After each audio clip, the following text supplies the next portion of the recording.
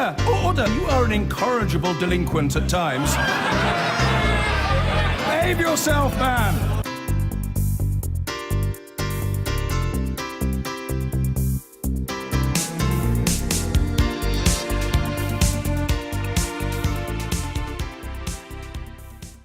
George Osborne's U-turn on cuts to tax credits may have won him plaudits in the Commons yesterday, but a study of the small print suggests that millions of poorer families will still lose out in the long run.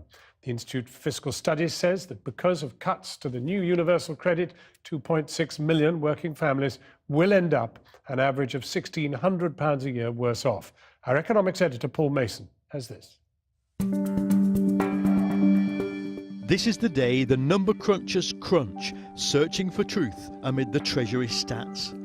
Question: how much do poorer families stand to lose despite George Osborne's U-turn? Answer: well, the maths are quite simple, really. What we know is that the Treasury themselves are actually banking a saving from this move of about £3.5 billion. So the fact that £3.5 billion is being taken off 3 million people implies that that's about a £1,000 cut.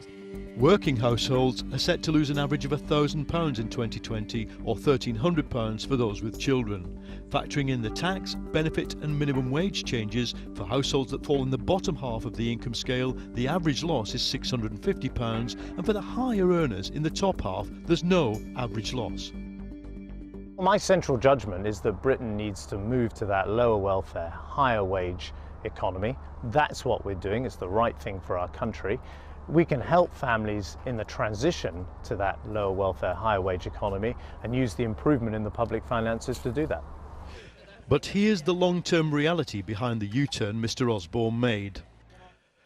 Before yesterday, the move to universal credit plus benefit changes already announced left experts predicting this: negative impacts on over half the population, with all the pain at the left-hand side of the graph, the poorest 20%. And after the U-turn, the impact is about the same. 24 hours on from the Chancellor's announcement, two things are clear.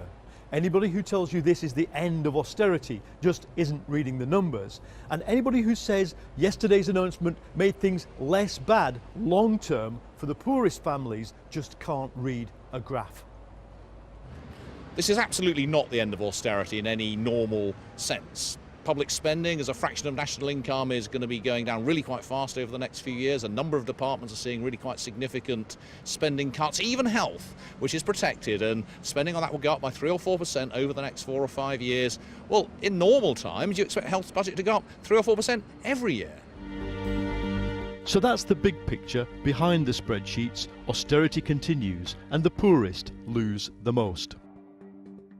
Paul Mason reporting there. I've been getting away with it all.